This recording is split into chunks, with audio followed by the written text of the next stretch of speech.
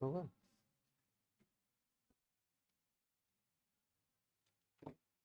Good morning भाई सभी, good morning, good morning everyone, सभी को गुड मॉर्निंग भाई, Radhe Radhe. Ankur Kumar Singh, Pawan, Ashish, Shivani, good morning, Aditya Giri, good morning all of you.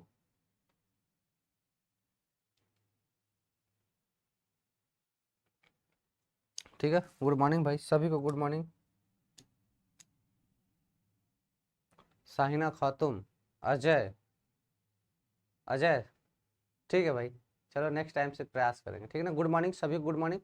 आज ये चैप्टर देखो खत्म हो गया, ठीक है ना। आज इस चैप्टर को हम लोग खत्म कर देंगे, ठीक है ना, ज्यादा बचा नहीं है, खत्म हो जाएगा चैप्टर, ठीक है बेटा। चलो नमस्ते, नम्रता भास्कर, अच्छा, गुड मॉर्निंग, अमित, वैभव, सोनिया, निर्भय सिंह, सभी को गुड मॉर्निंग भाई। कौशलेंद्र, चलो भाई, चलो सबको गुड मॉर्निंग, सभी को एक बार फिर से गुड मॉर्निंग, जय मां सरस्वती। सेशन को स्टार्ट करते हैं, ठीक है ना, आ जाओ सब लोग। तो देखो हम लोग पढ़े क्या है, तो आज हम लोग पढ़ेंगे जो चुंबकीय प्रभाव है, विभिन्न विभिन्न स्थितियों में चुंबकीय प्रभाव को पढ़ना, अलग अलग स्टेज में चुंबकीय प्रभाव कितना होता है, और चुंबकीय बल आघूर्ण के बारे में पढ़ेंगे, और ये चैप्टर हो जाएगा खत्म, ठीक है ना।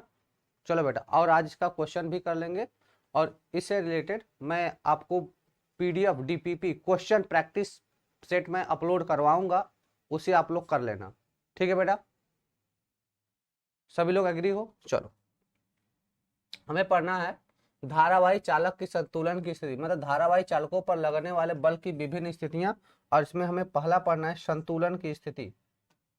क्या धारावाही चालक की संतुलन की स्थिति क्या होती है, इसके बारे में हमें पढ़ना है,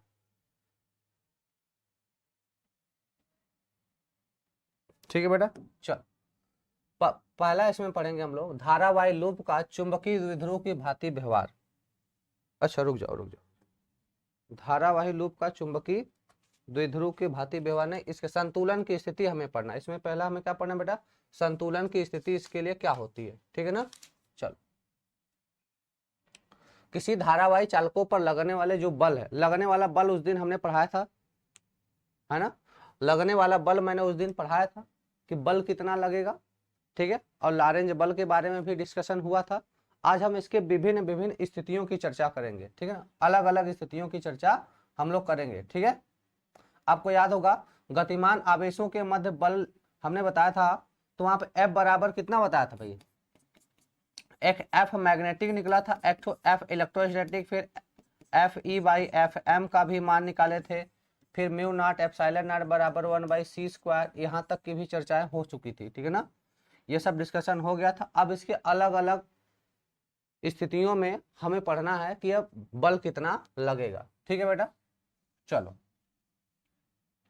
तो बात करते हैं धारावाही चालक के संतुलन की स्थिति के लिए, किसके लिए भाई, धारावाही चालक के संतुलन की स्थिति के लिए कंडीशन क्या होना चाहिए, ठीक है। जैसे समझो अब संतुलन की स्थिति, धारावाही चालक है, जैसे अब हमारे पास कोई चार्ज है, हमारे पास क्या कोई चार्ज है, तो चार्ज के पास भाई चार्ज है तो द्रव्यमान होगा, तो इसका mg होगा, इसके पास क्या होगा, mg मतलब इसका भार होगा, mg मतलब क्या होगा बेटा, इसके पास भार होगा, और इसका चुंबकीय बल दोनों आपस में बराबर हो गए। संतुलन की स्थिति में इसका चुंबकीय बल और इसके भार दोनों आपस में क्या हो जाएंगे, बराबर हो जाएंगे, तो हम कह देंगे mg बराबर, और लगने वाला बल दोनों को बराबर करेंगे, तो संतुलन की स्थिति के लिए ये फोर्स कितना लिखेंगे भाई, तो हम लिखेंगे mg बराबर म्यू नॉट अपान 4 पाई, कितना लिखेंगे बेटा, mg बराबर mu not upon 4 pi into 2i1i2 बटे h, इंटू 2i1i2 बटे h n2,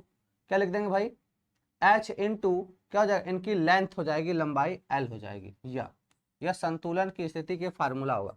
यह संतुलन की स्थिति के लिए फार्मूला कब होगा, जैसे हम मान लेते हैं कि हमारे पास दो वायर या दो धारावाही चालक हैं, इसमें धारा i1 बह रही है और इसमें धारा i2 फ्लो कर रही है, दोनों चालक में अलग अलग धाराएं हैं, i1 है i2 है, ठीक है बेटा। दो अलग अलग चालक हैं जिनमें धारा कितना I1 है I2 है, और इनके बीच का जो डिस्टेंस है, इनके बीच का जो डिस्टेंस है यह कितना है बेटा h हो जाएगा, और इनकी जो लंबाई है ये कितनी हो जाएगी l हो जाएगी। तब इस कंडीशन में इनके संतुलन की स्थिति क्या हो जाएगी, mg बराबर mu not upon 4 pi 2 I1 I2 upon h into l, l का मतलब इनके चालक की लंबाई हो जाएगी। ठीक है भाई, यह हो गई संतुलन की स्थिति। ठीक है, चल अब हम लोग आगे पढ़ेंगे थोड़ा सा भाई, चुंबकत्व तो पढ़ रहे हैं, जब चुंबकीय प्रभाव पढ़ रहे हैं तो हम जानते हैं धारावाही चालक जो होता है चुंबक की भांति काम करता है। जब उसमें विद्युत धारा प्रवाहित करते हैं तो वह चुंबक की भांति कार्य करता है। अब चुंबक की भांति कार्य करता है तो चुंबक में क्या होता है, पहले मैग्नेट की बात कर ले, मैग्नेट की, जैसे अगर हम चुंबक की बात कर ले बेटा, अगर हम किसी भी चुंबक की बात कर लें तो उसमें दो पोल होते हैं, दो ध्रुव होते हैं ना। जैसे कोई भी मैग्नेट है तो इसके दो ध्रुव होते हैं बेटा, कितने ध्रुव होते हैं, दो ध्रुव होता है, एक एन ध्रुव होता है, दूसरा एस ध्रुव होता है, एन एस। एन को मतलब क्या होता है, साउथ पोल बोलते हैं ना, इसको नॉर्थ पोल बोलते हैं। ठीक है, तो अगर हम लोग किसी धारावाही चालक की बात करें तो वह भी चुंबक की तरह काम करता है जब उसमें विद्युत धारा प्रवाहित। अरस्टेड ने शुरुआत में ही बताया था कि जब किसी चालक में हम लोग विद्युत धारा को प्रवाहित करते हैं, जब किसी चालक में विद्युत धारा को प्रवाहित करते हैं तो उसमें चुंबकीय क्षेत्र उत्पन्न होता है।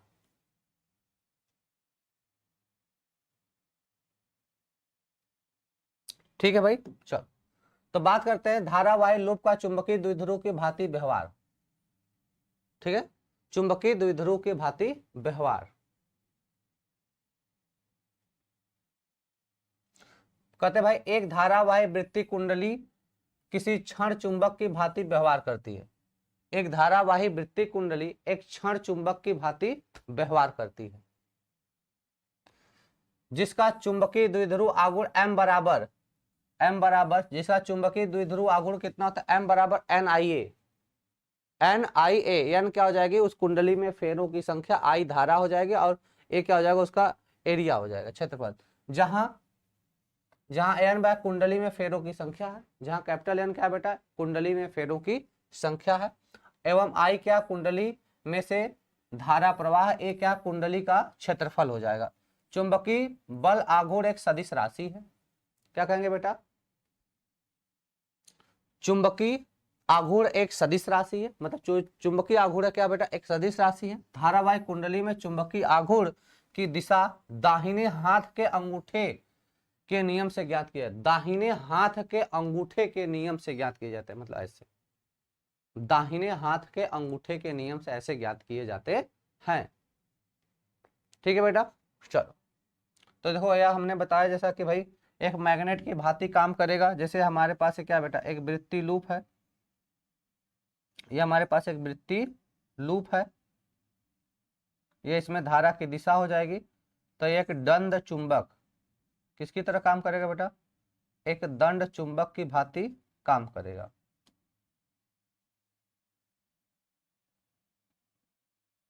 ऐसे ये हो जाएगा N और ये हो जाएगा S।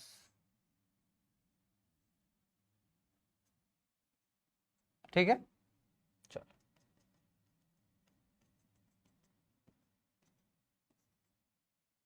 ठीक है, दाहिने हाथ के अंगूठे से हम लोग इसका कैलकुलेशन कर सकते हैं। ठीक है बेटा, समझ में आ गया। तो पहली चीज है इनका जो द्विध्रुव आघूर्ण होगा यह कितना होगा, m बराबर NIA। m बराबर कितना हो जाएगा बेटा, NIA। यह फार्मूला याद रखना, n क्या है फेरों की संख्या, I क्या है उस कुंडली में प्रवाहित धारा है, उसके बाद A क्या है इसका क्षेत्रफल, इसका क्षेत्रफल है। कुछ पॉइंट्स की बात कर लेते हैं। कहते हैं किसी दिए गए परिमाप के लिए, किसी दिए गए परिमाप के लिए वृत्त का क्षेत्रफल अधिकतम होता है, किसी दिए गए परिमाप के लिए वृत्त का क्षेत्रफल अधिकतम होता है, अतः इसका चुंबकीय आघूर्ण भी अधिकतम होगा। क्यों, क्योंकि सर हमने पढ़ा है m बराबर NIA, m बराबर NIA, तो क्षेत्रफल जितना ज्यादा होगा इसका चुंबकीय आघूर्ण भी उतना ज्यादा होगा। फेरों की संख्या जितनी आगे होगा जितनी ज्यादा होगा चुंबकीय आघूर्ण उतनी ज्यादा। धारा का मान बढ़ाओगे तब भी बढ़ेगा, मतलब इन तीनों पे डिपेंड होता है, ये तीनों पे डिपेंड करेगा चुंबकीय द्विध्रुव आघूर्ण। फिर कहते हैं किसी भी लूप या कुंडली के लिए बी और यम सदैव समांतर होते हैं। बी और यम मतलब चुंबकीय क्षेत्र और द्विध्रुव दोनों आपस में क्या होते हैं, समांतर होते हैं। मतलब इनके बीच में दो ही कंडीशन हो सकता है कि भैया समांतर होने का मतलब कोण 180 होगा या तो 0 होगा, समांतर होते हैं। ठीक है बेटा, चल मतलब दोनों एक दूसरे के समांतर, दोनों एक ही डायरेक्शन में लगने वाले हैं, दोनों एक ही डायरेक्शन में। अगर बी इधर लग रहा है तो एम भी इधर ही लगेगा, दोनों सेम डायरेक्शन में वर्क करेंगे। बात समझ में आ गया? बहुत इंपॉर्टेंट लाइन है यह वाली, जो सेकेंड पॉइंट है, बहुत इंपॉर्टेंट। किसी भी लूप या कुंडली के लिए बी और एम सदैव समांतर होते हैं, सदैव, हमेशा समांतर होते हैं। ये याद रखना, ऑब्जेक्टिव क्वेश्चन के लिए थ्योरेटिकल में आता है। कहते हैं धारावाही लूप का चुंबकीय क्षेत्र में व्यवहार, धारावाही लूप का चुंबकीय क्षेत्र में व्यवहार कैसा होता है। तो यहां से क्या होता है, टाउ बराबर हम सीधे सीधे बोलेंगे एम क्रॉस बी आता है। अभी इसको हम देख भी लेंगे कैसे आता है। टाउ बराबर क्या होता है बेटा, एम क्रॉस बी होता है, सदिश राशि आती है, कैसे आता है उसको भी जरा देखो। तो टाउ बराबर क्या पढ़ेंगे, एन मतलब एन आई बी ए साइन थीटा, आगे पीछे लिखा है एन बी आई ए लिखा है, साइन थीटा लिखा है। तो देखो अभी मैंने पढ़ा एन आई ए हो जाएगा एम, देखो इधर ध्यान दो, अभी मैंने पढ़ाया आपको टाउ बराबर क्या आएगा, N B I A sine theta. अभी डिस्कस भी करेंगे कैसे आया है, ठीक है ना। अब समझो, अभी हमने आपको पढ़ाया कि सर m बराबर क्या होगा, तो अभी हमने बताया एन आई ए, या m बराबर कितना होगा, एन आई ए होगा।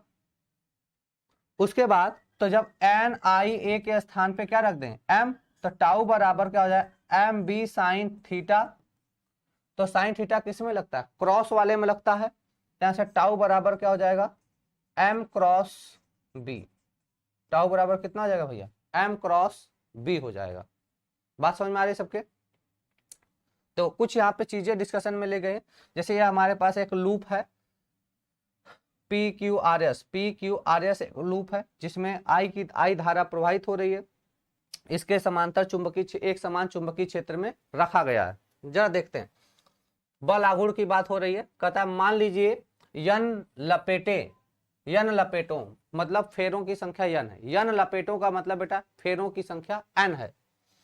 ए अनुप्रस्थ काट वाली एक, क्या करा, कैपिटल ए अनुप्रस्थ काट वाली एक आयताकार धारावाही कुंडली, आयताकार धारावाही कुंडली पी क्यू आर एस एक समान चुंबकीय क्षेत्र बी में, एक समान चुंबकीय क्षेत्र बी में, देखो जो मैग्नेटिक फील्ड है एक समान चुंबकीय क्षेत्र बी में इस प्रकार स्थित है कि कुंडली के तल पर खींचा गया, इस प्रकार स्थित है कि कुंडली के तल पर खींचा गया अभिलंब एन कैप, अभिलंब एन कैप, देखो ये अभिलंब है ना एन, अभिलंब चुंबकीय क्षेत्र की दिशा से थीटा कोण बनाता है। जैसे इसको इस प्रकार से खींचा गया है कि चुंबकीय क्षेत्र से कितना कोण बनाता है, थीटा कोण बनाता है एन कैप डायरेक्शन के लिए, यह अभिलंब के तौर पर लिया गया, थीटा कोण बनाता है।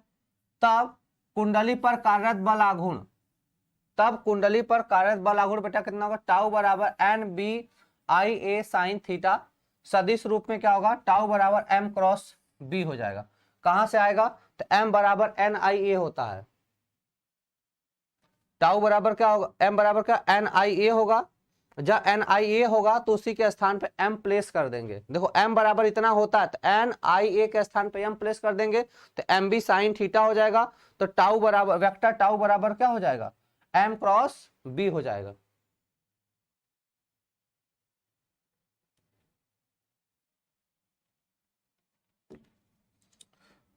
विशेष कंडीशन देख लो इसमें, विशेष स्थितियां, विशेष बिंदु। कहता है यदि थीटा बराबर 0 होगा तो टाउ बराबर 0 होगा। क्यों होगा, अभी मैंने बताया सर कि टाउ बराबर क्या होगा, M B sine theta, M B sine theta. भैया जब साइन साइन 0 का मान 0 होता है, साइन 0 का मान बेटा क्या होता है, 0 होता है। बात समझ में आ गया। कहते हैं अर्थात जब कुंडली का तल चुंबकीय क्षेत्र के, क्या बोलेंगे बेटा, जब कुंडली का तल चुंबकीय क्षेत्र के लंबवत है तो इसका बल आघूर्ण 0 है, तब इसका बल आघूर्ण क्या है, 0 है। फिर कहते हैं यदि थीटा बराबर 90 अंश है, थीटा बराबर कितना बेटा 90 अंश है, तब टाउ बराबर एन बी आई ए, या मैक्सिमम मिलेगा। थीटा बराबर 0, थीटा बराबर 0 पे 0, थीटा बराबर 90 पे मैक्सिमम, क्योंकि साइन 90 की वैल्यू 1 होती है जो कि मैक्सिमम होती है। साइन 90 की वैल्यू 1 होती है जो कि मैक्सिमम होती है। कहते हैं अर्थात जब कुंडली का तल चुंबकीय क्षेत्र की दिशा में है तब इस पर कार्यरत बल आघूर्ण, तब इस पर कार्यरत बल आघूर्ण अधिकतम होगा। कार्यरत बल आघूर्ण क्या होगा बेटा, अधिकतम होगा। उपरोक्त व्यंजक किसी भी आकृति की कुंडली के लिए सत्य है। ऊपर वाला इक्वेशन किसी भी आकृति के लिए सही है, किसी भी आकृति के लिए, चाहे वह लूप हो चाहे वायर हो। दूसरा पॉइंट करते हैं, कार्य की बात करते हैं बेटा। यह तो हमारे पास हो गया बल आघूर्ण के बारे में। उसके बाद कार्य कितना करना पड़ेगा, कितना वर्कडन होगा, कितना कार्य होगा, वर्कडन की बात करते हैं। तो कहते हैं जब किसी कुंडली को इसकी साम्यावस्था से थीटा कोण घुमाते हैं, जब किसी कुंडली को साम्यावस्था से थीटा कोण मोड़ देते, जैसे कोई कुंडली है, ऐसे मान लो कुंडली रखी तो इसको थोड़ा सा बेंड कर दिए। कहते हैं जब किसी कुंडली को इसकी साम्यावस्था से थीटा कोण घुमाते तब किया गया कार्य W बराबर M B 1 minus cos theta, और थीटा बराबर कितना 180 अंश के लिए क्या करा, थीटा बराबर 180 अंश के लिए क्या होगा, अधिकतम होगा W, क्या होगा 2 MB होगा। जब थीटा का मान कितना ले लेंगे 180, कभी कभी डायरेक्ट पूछा जा सकता है कि जब थीटा बराबर लेंगे 180 तो कितना मिलेगा उस समय, या मैक्सिमम मिलेगा। ठीक है, स्थितिज ऊर्जा की बात करते हैं बेटा। अगली पॉइंट बात करते हैं स्थितिज ऊर्जा की, या पोटेंशियल एनर्जी कितनी होगी। ठीक है ना, तो U बराबर कितना होगा माइनस एम बी, कितना हो जाएगा U बराबर minus M B cos theta, तो U बराबर कितना होगा माइनस एम डॉट बी, क्योंकि ये डॉट वाले में कॉस थीटा वाले में क्या लगता है, डॉट लगता है। कॉस थीटा वाले में क्या होगा, डॉट लगता है। तो भैया देखो इधर, यह हो गया चुंबकीय आघूर्ण हो गया, या कार्य हो गया, या स्थितिज ऊर्जा हो गई। ठीक है, अब इसके बाद इसमें है कुछ क्वेश्चंस, कुछ क्वेश्चन को करेंगे और यह चैप्टर हो जाएगा खत्म। बात समझ में आ रहा है सबको। मिनिमम कब मिलेगा भैया, इसमें में 90 डिग्री, जब कॉस थीटा है ना, कॉस थीटा में क्या करोगे, मिनिमम कब मिलेगा, जब 90 डिग्री का एंगल हो जाए। हाँ, नोट भी डाल देंगे, और कुछ क्वेश्चन अभी मैं करा रहा हूं और कुछ क्वेश्चन आपको डालूंगा, जिस क्वेश्चन को आप लोग करके बताना है ना। डीपीपी के तौर पे इंपॉर्टेंट क्वेश्चन रहेंगे, इजी रहेंगे, उस क्वेश्चनों को आप लोग करके बता देना। ठीक है भैया। सर नोट्स पीडीएफ मिल जाएगा भैया, वो जो कल का यूट्यूब वाला क्लास था ना, उसका भी नोट्स का पीडीएफ मिल जाएगा, आप टेंशन ना लो, उसके भी नोट्स का पीडीएफ आप लोग को मिल जाएगा। बिल्कुल यूट्यूब वालों का भी मिल जाएगा, कोई टेंशन की बात यहाँ पे है नहीं, यूट्यूब वाला भी मिलेगा।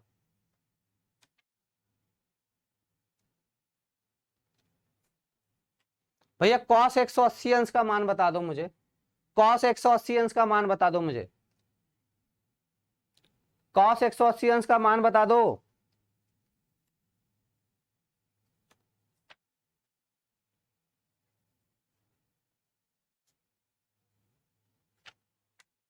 हाँ सभी को गुड मॉर्निंग भाई।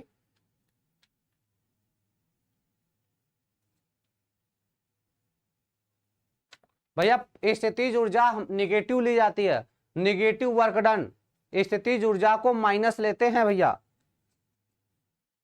स्थितिज ऊर्जा को हम लोग निगेटिव में लेते हैं। और कोई डाउट?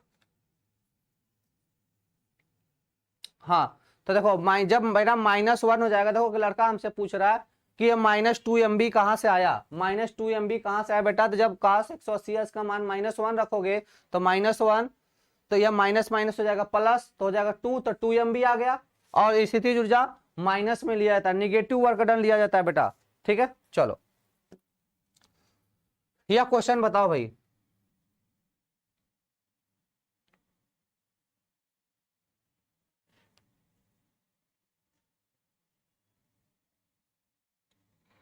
इस क्वेश्चन का आंसर सब लोग कमेंट में डालो।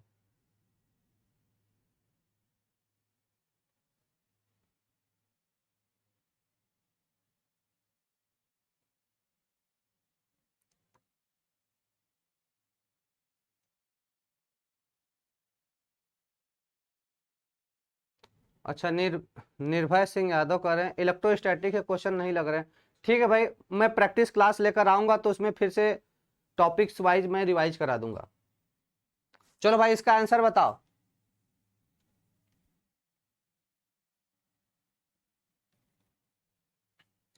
क्वेश्चन पे जरा ध्यान देना।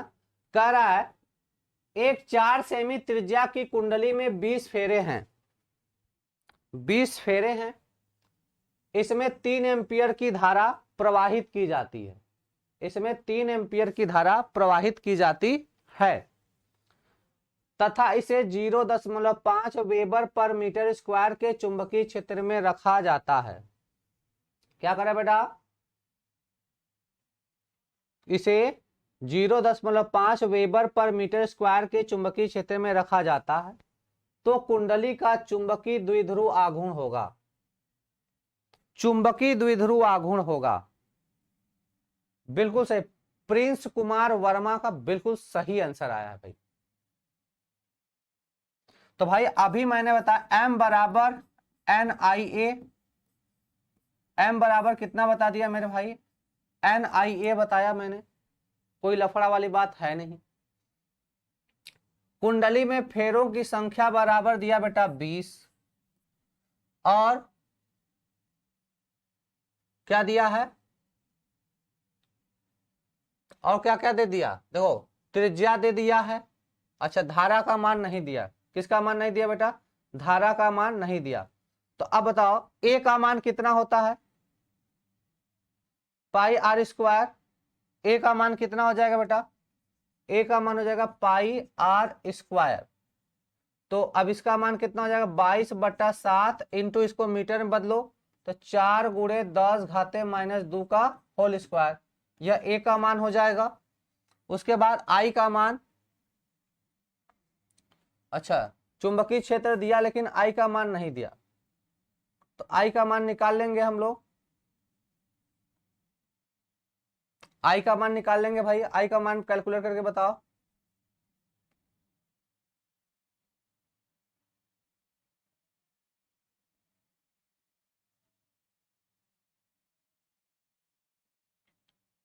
अच्छा, I का मान दिया है क्या, देखो यहाँ पे 3 एम्पियर की धारा, I का मान दे रखा है बेटा 3 एम्पियर, I का मान भी दिया 3 एम्पियर की धारा।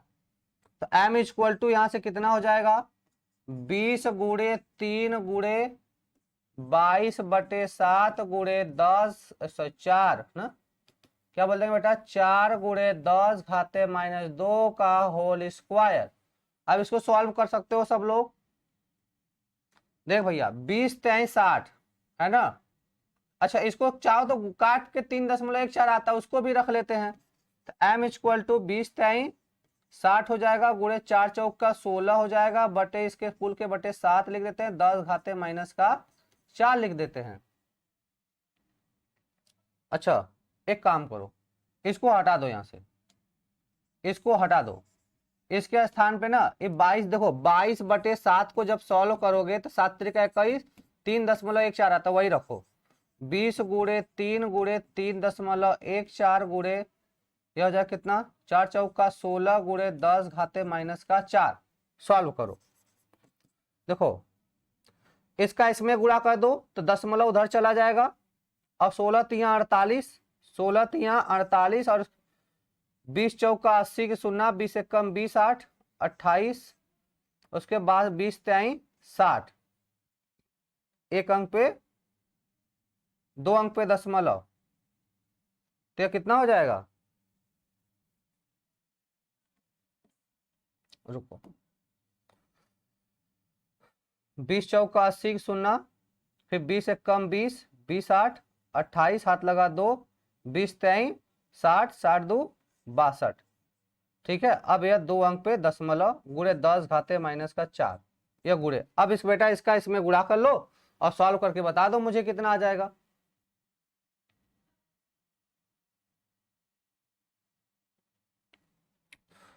इसका अर्थ गुणा करो भाई, देखो गुणा करना, तो M इक्वल टू गुणा करोगे तो 0.3 के समथिंग आएगा, एक 10 का घात खत्म हो जाएगा, 0.3 एम्पियर मीटर स्क्वायर आएगा, 0.3 आएगा।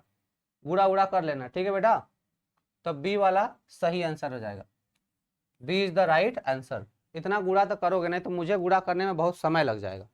जब मैं गुणा करूंगा ना बहुत समय लगे, आप कॉपी लेके बैठो फटाफट कर दो, ठीक है। सभी का, रेखा, ओमकार, ठीक है, प्रिंस, सभी लोग का बी आंसर आ रहा है। साहिना, ठीक है, सभी का भाई बी आंसर आ रहा है। तो मुझे समझ में आ गया कि सभी लोग का आ गया होगा। सुमित हैं, सभी का अगर बी आंसर आ रहा है तो आई होप कि आप लोग को आ गया। अगले क्वेश्चन पे चलते हैं बेटा। अगला क्वेश्चन है दूसरा नंबर, आर त्रिज्या के वृत्ताकार धात्विक चालक में से, क्या करें बेटा, आर त्रिज्या के वृत्ताकार धात्विक चालक में से आई धारा प्रवाहित हो रही है, आई धारा प्रवाहित हो रही है। इसे एक समान चुंबकीय क्षेत्र बी में इस प्रकार रखा गया है। क्या कह रहा भाई, इसे एक समान चुंबकीय क्षेत्र बी में इस प्रकार रखा गया है कि चुंबकीय क्षेत्र लूप के तल के लंबवत है। लूप पर लगने वाला चुंबकीय बल होगा, लूप पर लगने वाला चुंबकीय बल होगा, बताएंगे भाई।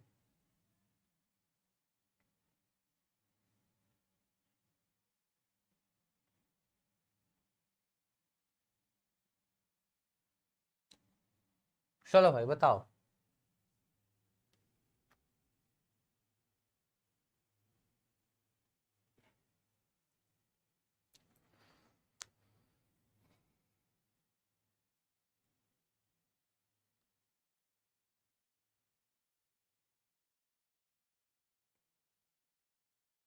चलो, रेखा, अजय, सही आंसर आ रहा है भाई, सही आंसर। भरत, सुमित, आशीष, प्रिंस, अंकुर, ठीक है भाई, बिल्कुल सही। जीरो होगा, शून्य होगा, सही है, बिल्कुल सही बेटा। आर त्रिज्या के वृत्ताकार धात्विक चालक में आई धारा पर इसे एक समान चुंबकीय क्षेत्र बी में इस प्रकार रखा गया है कि चुंबकीय क्षेत्र के लंबवत, तल के लंबवत है।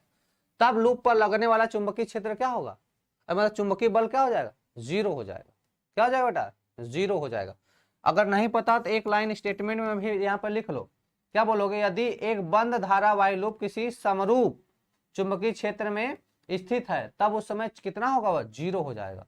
लिख लो, यदि एक बंद, क्या लिखेंगे बेटा, यदि एक बंद धारावाही लूप, धारावाही लूप, धारावाही लूप किसी समरूप, किसी समरूप चुंबकीय क्षेत्र में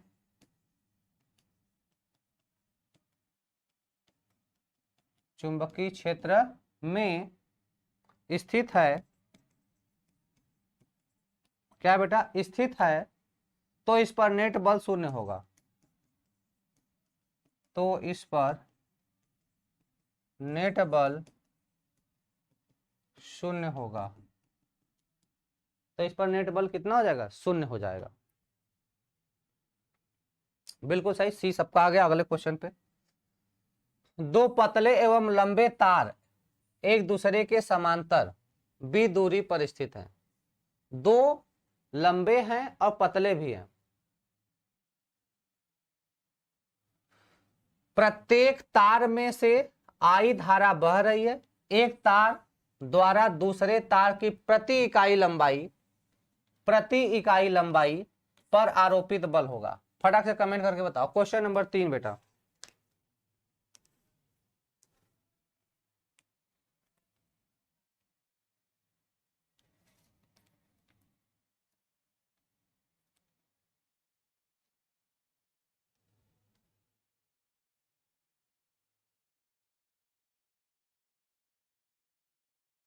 क्या कर रहे हो अजय सर, यूट्यूब पर की क्लास कैसे देखे जो आप पढ़ाए। भैया यूट्यूब पे चले जाओ, सी अल्फा इंस्टीट्यूट में चले जाना, उसमें CUT मतलब अल्फा CUET मिलेगा, उसमें लाइव वाले में चले जाना, मिल जाएगा। रेखा कर रही हैं, आप थोड़ा तेज पढ़ाएं, ठीक है भाई। फटाक से बताओ। देखो प्रति इकाई बल कितना होगा, प्रति इकाई बल। जैसे क्या करा बेटा, दो वायर हो गए, दो आई, इसमें I1 एम्पियर की धारा, इसमें I2 एम्पियर की धारा भरे, इनके बीच की दूरी कितनी हो जाएगी, b है। इनके बीच की दूरी क्या हो जाएगी बेटा, b हो जाएगी। तब इनके मध्य बल कितना लगेगा, तब mu not upon 4 pi into 2I1 I2 बटे क्या हो जाएगा बेटा, देखो उधर प्रति इकाई बल कितना होगा, तो बटे आर होता है, बटे कितना होता है, आर होता है। यही चीज हम पढ़े। अब सुनो, तो देखो दो दो से काट दो, तो क्या हो जाएगा, mu not upon 2 pi into I1 I2 बटे, अब इसके बीच का डिस्टेंस तो बी है, बटे बी हो जाएगा। तो mu not upon 2 pi I1 I2 बटे बी, आर होता है लेकिन आर के स्थान पे बी बोला है, तो कौन सा आंसर हो जाएगा बेटा, या क्यों, यही क्यों होगा, तो कह रहा है समान धारा बह रही है, धारा समान, तो यहाँ से बोल देना बेटा जो I1 है बराबर I2 के बराबर I के है, तो यहाँ से क्या हो जाएगा, बोल देंगे mu not upon 2 pi into I square by B, ये वाला आंसर होगा, B is the right answer.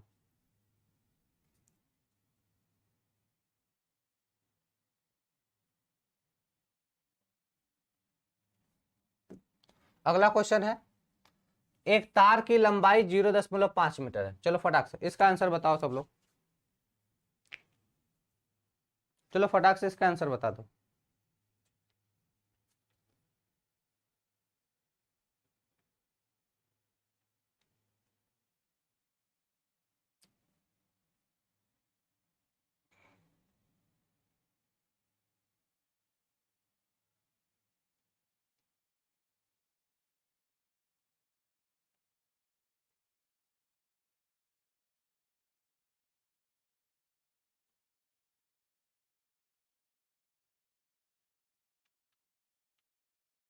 Sir पीछे के जो चैप्टर हैं, चलो ठीक है मैं पीछे के भी चैप्टर की बातें कर लूंगा। सर पीछे के जो मेरे चैप्टर छूट गए हैं उनकी नोट्स कहाँ से मिलेगी भैया, उसी वीडियो के सामने है उसका नोट, उसी वीडियो के सामने है, उसी वीडियो के सामने है। अच्छा 4 का बी, बिल्कुल सही आंसर, सही है बेटा, 4 का बी है बिल्कुल सही। कौन बताया है, दीपक और प्रिंस बताएं, बिल्कुल सही बिल्कुल सही बिल्कुल सही, 4 का बी होगा, सही है भाई। दीपक प्रिंस विशाल होनहार, सही आंसर आ रहा है बेटा, सही आंसर है। देखो क्या कह रहा है, एक तार की लंबाई 0.5 मीटर, इसमें 1.2 एम्पियर की धारा बह रही है, 1.2 एम्पियर की धारा बह रही है। इस तार को 2 टेस्ला एक समान चुंबकीय क्षेत्र में लंबवत रखा गया है। लगने वाला बल, तार पर लगने वाला, यह बराबर क्या होता है बेटा, IBL, यह बराबर क्या होता है, IBL। ऐसे बात कर, यह बराबर क्या पढ़ा है हम लोग, IBL पढ़े, IBL यही तो पढ़े हो सब लोग, F बराबर IBL यही पढ़े हो। तो F बराबर कितना हो जाएगा, I का मान कितना 1.2 एम्पियर है, B का मान कितना है 2 है, और तार की लंबाई 0.5 मीटर है। रख दोगे तो 5 दूना 10 हो जाएगा, ये 1.2, 5 दूना 10 का मतलब यह एक आ जाएगा, इसका गुणा कर दोगे कितना 1.2 न्यूटन, बात खत्म, इसमें कुछ करना ही नहीं है। ओमकार पवन प्रिंस रॉय, चलो सबका सही है, आगे चलते हैं। अगला क्वेश्चन बता दो मेरे भाई। अच्छा प्रियंका का भी बी है, सुमित। अगला क्वेश्चन है, दो समांतर तार एक दूसरे से 10 सेमी की दूरी पर हैं तथा प्रत्येक में एक ही दिशा में 10 एम्पियर की धारा बह रही है। तार पर दूसरे के प्रति एकांक लंबाई पर कितना बल आरोपित करेगा। चलो भाई क्वेश्चन नंबर 5, क्वेश्चन नंबर 5,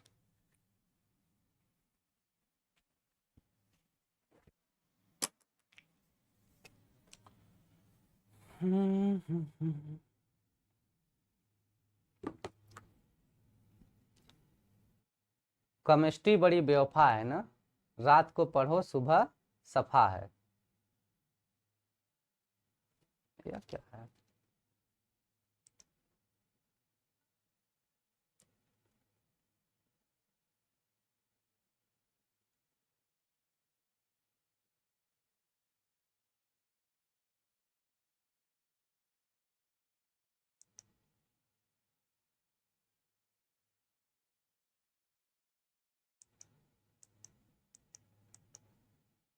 चलो भाई बताओ। अच्छा ए, चलो ठीक है, सॉल्व करते हैं थोड़ा।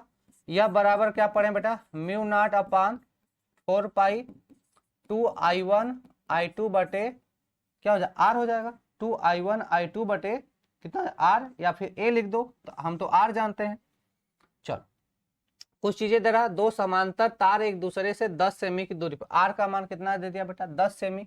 अब 10 सेमी है, इसको मीटर में बदल लेते हैं, तो 10 गुणे 10 घाते -2 या मीटर हो जाएगा। इतना कर लिए। अरे भैया एक आकर नौटंकी कर, 10 घाते -1 लिख ले, बात खत्म। करा प्रत्येक में एक ही दिशा में, मतलब बेटा I1 बराबर 10 एम्पियर होगा, तो I2 बराबर भी कितना होगा, 10 एम्पियर होगा। एक ही दिशा में, सेम डायरेक्शन है। प्रियंका आप मेरा आंसर नहीं देख रहे हैं। अरे बेटा नाम तो लिए थे एक दूसरे के। अच्छा चलो बाकी सब यहाँ पे काम हो जाएगा। म्यू नॉट अपान 4 पाई का मान होता है बेटा 10 का पावर -7, 2 इंटू 10 डिवाइडेड बाई 10 का पावर -1। इसको ऊपर लेके आ जाते हैं बेटा। जब इसको ऊपर लेके आ जाएंगे तो 2 गुणे 10 घाते -7 ऊपर आएगा, गुणे 10 घाते 3 हो जाएगा बेटा। कर देंगे 2 गुणे 10 घाते -4। कहीं आंसर दिख रहा है क्या, 2 गुणे 10 घाते -4, 2 अच्छा अब देखो इसमें लफड़ा है, यह भी बताना है कि आकर्षी होगा कि प्रतिकर्षी होगा। तो समझो, जब सेम डायरेक्शन में होगा तो आकर्षण, विपरीत डायरेक्शन में होगा तो प्रतिकर्षण। सेम डायरेक्शन में हो रहा है बेटा तो आकर्षण होगा, ठीक है ना। सेम डायरेक्शन में होगा तो यहां से क्या हो जाएगा, आकर्षण हो जाएगा, ठीक है ना। बात समझ में आ रहा है कि नहीं। अपोजिट डायरेक्शन में होता तो क्या बोलते, प्रतिकर्षण बोलते। तो ए इज द राइट आंसर।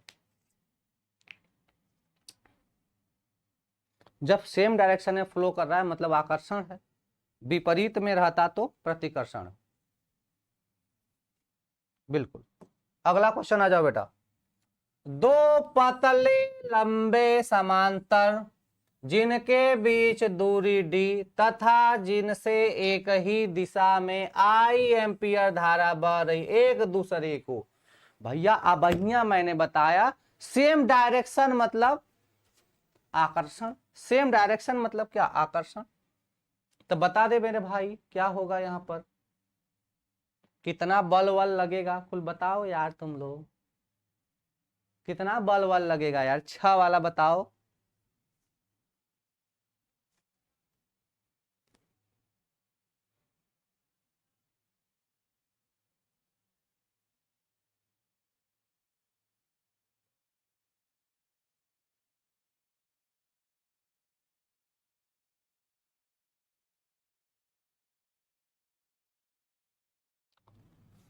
चलो एक लोग का आंसर आ गया,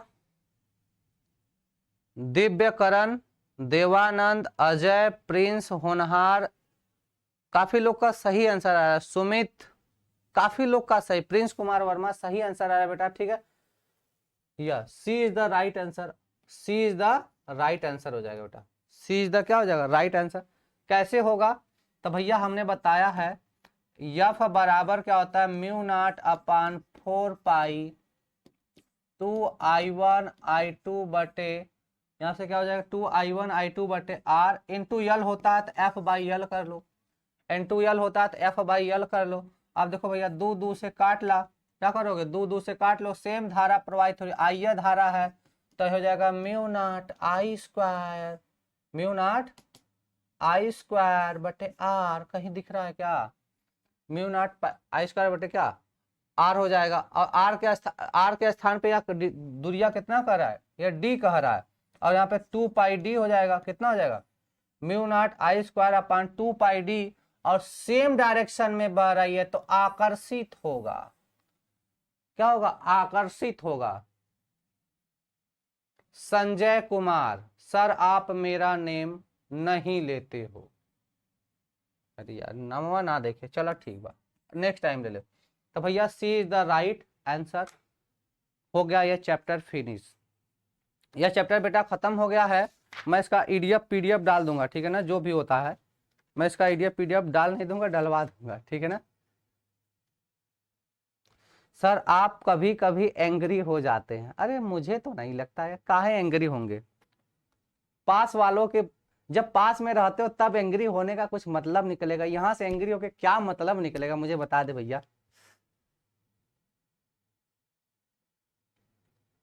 अच्छा तुम ही लोग बता दे मेरे भाई, अगर मैं यहां से गुस्सा हो जाऊंगा तो क्या फर्क पड़ेगा, कोनो फर्क पड़ेगा? अगर पास में रहते तो कूट देते ऐसे ही, तब फर्क पड़ता। विशाल कुमार तिवारी, ठीक है बेटा, मैंने आपका नंबर नाम ले लिया। सर एक बार नाम ले, ठीक है बेटा, मैं सबका नाम, रेखा का भी नाम ले लेते हैं।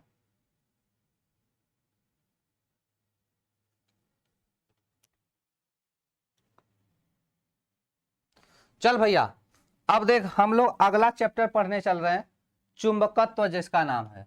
अगला चैप्टर, चैप्टर नंबर कौन सा हो जाएगा भाई, जो भी चैप्टर है, अगला चैप्टर, ठीक है ना, इसका नाम है चुंबकत्व।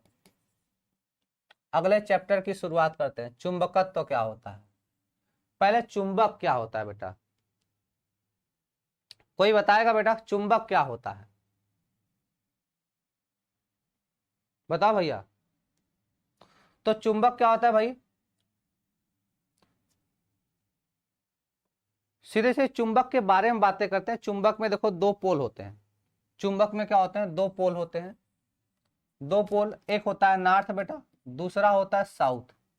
चुंबक में दो पोल होते हैं, एक होता है बेटा नॉर्थ, दूसरा होता है साउथ। अब देख मेरे लाल, जब इसको तू ब्रेक करेगा ना, चुंबक की खासियत यही है बेटा कि जब भी हम इसको ब्रेक करते हैं, जब भी हम किसी मैग्नेट को तोड़ते हैं, तो वह कंप्लीट एक मैग्नेट फिर से बन जाता है। सबसे स्पेशल बात है, ओमकार थैंक यू, ठीक है बेटा, सबसे बड़ी चुंबक की जो बात है, सबसे बड़ी जो बात है बेटा, यह मैग्नेट में यही आपको पढ़ना है कि जब यह, जैसे यह कोई चुंबक है, यह नयस है, इसके पोल्स का नाम होता है, जब भी इसको ब्रेक करोगे फिर से दो पार्ट में टूटेगा जरूर, लेकिन एक कंप्लीट, मतलब अगर इसको देखोगे तो फिर साउथ और नॉर्थ में फिर से बन जाता है, मतलब फिर से एक नया चुंबक ही बन जाता है, कंप्लीट बन जाता है। बात समझ में आ रहा है कि नहीं? तो यह फिर से एक कंप्लीट मैग्नेट ही बनता है। जितनी बार तोड़ोगे चुंबक को, जितने खंड में तोड़ोगे, सब एक फिर से कंप्लीट मैग्नेट ही बन जाते हैं। इतनी बात सबको समझ में आ रहा है?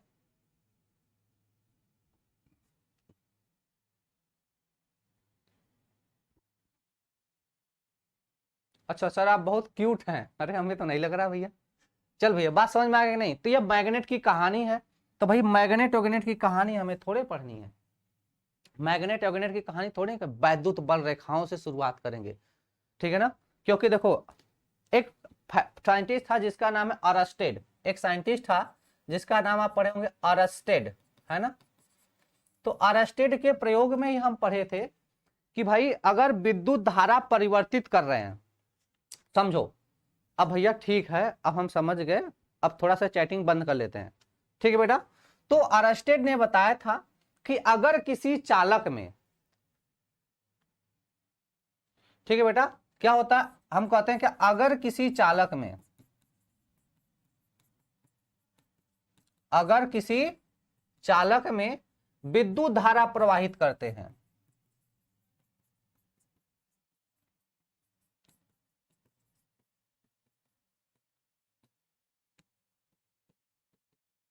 क्या बताया था बेटा?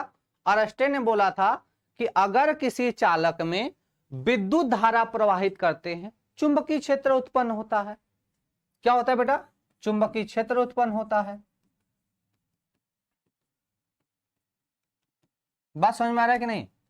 अगर किसी चालक में हम लोग विद्युत धारा प्रवाहित करते हैं तो क्या होता है? चुंबकीय क्षेत्र उत्पन्न होता है। तो सेम प्रोसीजर है कि अगर हम चुंबकीय क्षेत्र, अब देखो हमें क्या पढ़ना है कि भाई चुंबकत्व तो पढ़ रहे हैं, तो अगर हम चुंबकीय क्षेत्र को परिवर्तित करेंगे, कांस्टेंट नहीं, चुंबकीय क्षेत्र अगर लगातार है तो नहीं, चेंज करने पर, तो चुंबकीय क्षेत्र को परिवर्तित करने पर विद्युत धारा भी उत्पन्न होती है, यह भी पढ़ना है। क्या बोलेंगे बेटा? चुंबकीय क्षेत्र को परिवर्तित करने पर विद्युत धारा, क्या बोलेंगे बेटा, चुंबकीय क्षेत्र को परिवर्तित करने पर विद्युत धारा उत्पन्न होती है। बोलो यस और नॉट, किसी को समस्या है क्या? किसी को समस्या है तो बताओ बेटा। अच्छा, चुंबकत्व के बारे में सर्वप्रथम किसने दिया था? पहले यह बता दो तो उसके बारे में थोड़ी सी बातें करते हैं।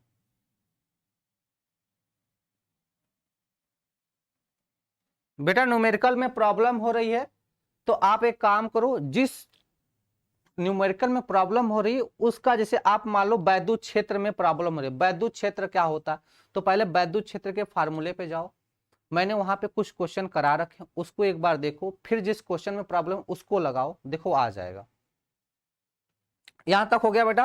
अब समझो, सबसे पहले फर्स्ट टाइम कोई चुंबकत्व के बारे में कौन बताया? चुंबकत्व के बारे में फर्स्ट टाइम किसी ने बताया तो उसका नाम था बेटा वेबर। फर्स्ट टाइम चुंबकत्व के बारे में किसी ने बताया तो उसका नाम था बेटा वेबर। किसका नाम था बेटा? वेबर नाम था उसका। फर्स्ट टाइम चुंबकत्व के बारे में किसी ने बताया? वेबर ने बताया। फिर बाद में एक साइंटिस्ट थे इविंग, बाद में एक साइंटिस्ट थे इविंग। कौन थे बेटा? इविंग नाम के एक साइंटिस्ट थे। इन्होंने आगे इसको प्रोसीड किया और बढ़ाया और चीजें इसके बारे में बताया। मैंने फर्स्ट टाइम बात कर रहा हूं बेटा, फर्स्ट टाइम किसी ने बताया था तो वह था वेबर।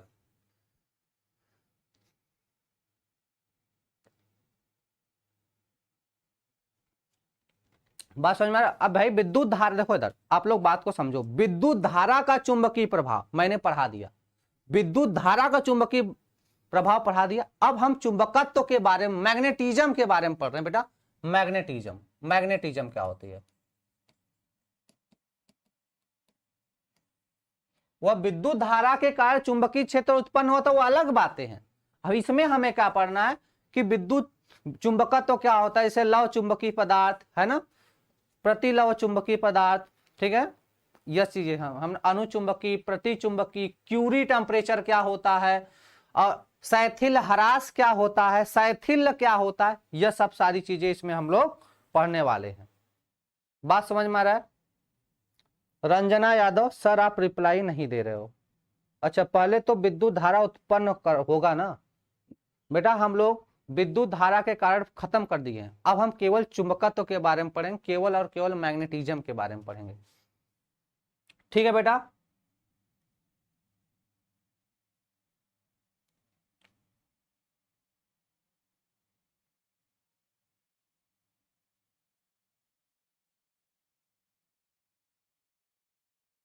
समझो, तो हम कहते हैं पहले चुंबक क्या होता है। पहले सर जो चैप्टर हो चुके हैं उनका नेम बोल दीजिए। अच्छा, जो चैप्टर हो चुके हैं बेटा, इलेक्ट्रोस्टैटिक्स हो चुका है, मतलब हम लोग कहते हैं स्थिर वैद्युतिकी हो चुका है, ठीक है, विद्युत धारा हो चुका है, विद्युत धारा का चुंबकीय प्रभाव हो चुका है। 3 चैप्टर हो चुके हैं, बहुत बड़े बड़े चैप्टर थे, छोटे चैप्टर ने बहुत बड़े बड़े चैप्टर थे। अब बड़े चैप्टरों में केवल एक चैप्टर बचा है, प्रत्यावर्ती धारा, बाकी सब छोटे छोटे हैं। बात को समझो बेटा। तो हम बात करते हैं बेटा चुंबक क्या होता है। तो पहली चीज, चुंबक का जो द्विध्रुव आघूर्ण होता है वह 0 होता है। किसी भी मैग्नेट का जो द्विध्रुव आघूर्ण होता है वह 0 होता है। उसके बाद आगे की बातें करते हैं, तो कहते हैं चुंबक का जो प्रत्येक परमाणु होता है, जो चुंबक का प्रत्येक परमाणु होता है वह हमेशा उदासीन बना रहता है। उदासीन का मतलब वह एक कंप्लीट चुंबक होता है। तो कहते हैं किसी चुंबकीय पदार्थ का, क्या बोलते हैं बेटा, किसी भी चुंबकीय पदार्थ का, किसी भी चुंबकीय पदार्थ का अणु एक संपूर्ण चुंबक होता है।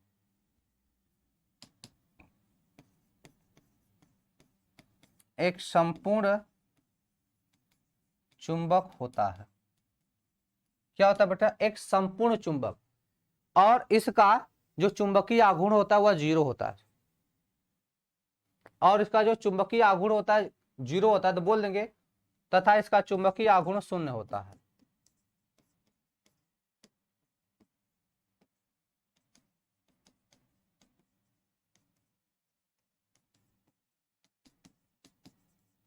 ए भैया, चुंबक मतलब आकर्षित करने वाले जो पदार्थ होते हैं, जो पदार्थ जिनमें आकर्षण होता है उसको चुंबक बोलते हैं, और इनके गुणों को हम लोग क्या कहते हैं, चुंबकत्व कहते हैं। तो गुणों के बारे में चर्चा करेंगे। राम,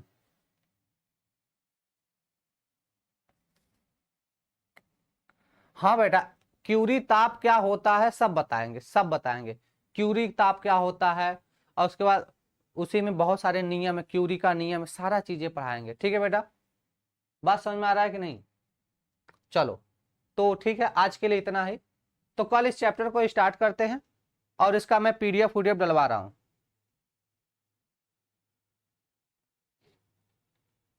ठीक है भाई, यह चैप्टर हो गया, मैं इसके पीडीएफ वीडीएफ सारी चीज अपलोड करवा रहा हूं। आप लोग अपनी तैयारी को करते रहो। कितना आज कितना हो गया, इधर हो गया, अप्रैल भर में सिलेबस खत्म हो जाएगा। आई थिंक अप्रैल भर में, अप्रैल हो जाएगा तो मई में हम लोग पूरा रिवीजन ही करेंगे। मई में पूरा रिवीजन ही चलेगा। ठीक है बेटा, चलो सब लोग पढ़ाई करते रहो, मिलते हैं कल।